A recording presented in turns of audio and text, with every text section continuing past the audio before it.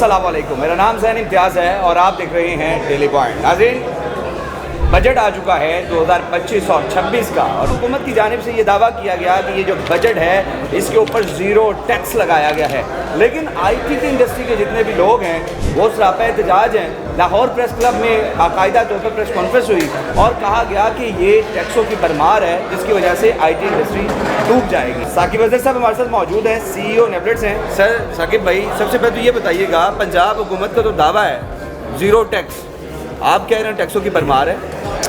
देखें, यहाँ पे तो एक और चीज़ है ना कि फेडरल गवर्नमेंट अलग बजट है, प्रोविजनल गवर्नमेंट अलग बजट है। हम तो फेडरल की बात कर रहे हैं जो फेडरल गवर्नमेंट ने लगाया, और फेडरल गवर्नमेंट ने जो टैक्स लगाया वो नाकाबिले कबूल है डेफिनेटली। जो कि पाकिस्तान में जो ई-कॉमर्स इंडस्ट्री है, मल्टीपल टैक्सेस लगे, लेकिन हम जिस पे ज़्यादा फोकस्ड कर रहे हैं वो पाकिस्तान ई-कॉमर्स इंडस्ट्री में जो 18% टैक्स लगाया गया, जो कि ऐसी इंडस्ट्री जो ईयर ऑन ईयर 17% अपने बलबूते पे without any adviser, without any ministry, without any policy proper खुद ही ग्रो कर रही है और $6 बिलियन पे पहुंच चुकी है। $6 बिलियन एक साल की ट्रांजेक्शन। और पाकिस्तान के फ्रीलांसर्स इस वक्त 30 से 40 लाख हैं। वो पाकिस्तान में $400 मिलियन लेकर आए हैं, पाकिस्तान की इकॉनमी में शामिल किया। तो गवर्नमेंट ने कहा है कि जी आपने इंडस्ट्री ग्रो की है $6 बिलियन पे, अब आपकी हर ट्रांजैक्शन पे जो ऑनलाइन होगी 18% टैक्स लगेगा और एडिशनल इनकम टैक्स भी लगेगा बेस्ड ऑन द कैटेगरी।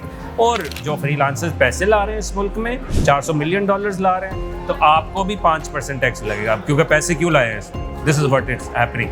और असल तो यानी कि पैसे लाए क्यों हैं इस पर भी टैक्स दें, पैसे कमाए क्यों हैं इस पर भी टैक्स दें, पैसे भेजे क्यों हैं इस पर भी टैक्स दें। और मार्केटिंग करते हैं जब अपनी सर्विसेज की पूरी दुनिया में, डिजिटल मार्केटिंग जो भी वर्ड यूज़ किया गया, मैंने बजट की ट्रांसक्रिप्ट पढ़ी कि पाकिस्तान में इस वक्त जब आप Facebook ads, social media ads लगाते हैं अपनी सर्विसेज के लिए, उसमें जब आप एड्स चलाते हैं तो 16% टैक्स उसमें भी है। विच मीन्स कि अगर 1 लाख रुपए के एड्स चलाए हैं तो 16% टैक्स गवर्नमेंट को जा रहा है। प्रोविजनल, ये प्रोविजनल टैक्स है, फेडरल अलग था, ये प्रोविजनल भी है। इवन तो अब तो सोशल मीडिया की कमाई के ऊपर भी टैक्स लगा दिया गया है ना जी। तो देखें, जब भी इंडस्ट्री ग्रो करती है तो उसको सब्सिडाइज किया जाता है ताकि ये मल्टीप्लाई हो 2, 3, 4 से, ताकि यूथ खड़ी हो जाए। ना कि इन लोगों को हर वक्त ये लगाया जाए। बेनज़ीर इनकम सपोर्ट में $2.5 अरब का बजट रखा गया कि मछली खा लें। हम तो कह रहे थे मछली पकड़नी कैसे है, इनको ये दिखाना है कि बाख्तियार कैसे बनना है, मछली कैसे बनना है, पैसे कमाने कैसे और लगाने कैसे, ना कि हर वक्त ही बस आप इनको देते रहें जो कि रोटी कपड़ा और मकान। तो ये इस चीज़ से बाहर निकालने की कोशिश कर रही थी यूथ कुछ, उसको इन्होंने कहा पकड़ो भाई, पहले सबसे पहले ये ना बढ़ पाए। तो और असल में टैक्स लगाना इशू नहीं है, टैक्स लगा कर उसको फैसिलिटी देना, उसको ग्रो करना उस इंडस्ट्री को, वो भी नहीं है। जाहिर सी बात है, अगर एक शख्स टैक्स देता है, टैक्स को इसी पर्पज़ के लिए देगा कि मेरे बच्चों को या मुझे बेनिफिट होगा, लेकिन यहाँ पर बेनिफिट्स नहीं है, लेकिन टैक्स कलेक्शन है। यही तो बात है। देखिए कितनी को टैक्स कलेक्शन होगी, $2 अरब होगी क्या? इतनी जो सब्सिडाइज दी गई है, क्या 2 अरब इसको सब्सिडाइज नहीं कर सकते थे? हम कहते हैं हमारा मुकाबला इंडिया से है, इंडिया की कहाँ पहुँची हुई है, $200 बिलियन पर, राइट? तो मुकाबला करना है तो ऐसी पॉलिसीज़ बनानी है कि हमने आगे निकलना है। सीज़ फायर यहाँ हुआ है, फ्रीलांसिंग प्लेटफॉर्म पे नहीं हुआ, वहाँ पे वो लेके जा रहे हैं, अपनी प्राइस कम देते हैं क्योंकि उनके टैक्सेस कम है। तो this is how it is. ये तो उसको हुकूमत ने पॉलिसी बनाने से पहले आप लोगों से राबता किया या कोई एडवाइस मांगी, इस टैक्स को छोड़ दें, ये टैक्स रख लें, या इस टैक्स के ऊपर काम किया जा सकता है? देखें, इस बजट के आने के बाद हम सारे लोग जो थे उन्होंने व्हाट्सएप ग्रुप्स बनाए, सब एक दूसरे से पूछने लगे कोई ऐसा है जो पता लग जाए कि इसने डिस्कस किया हो।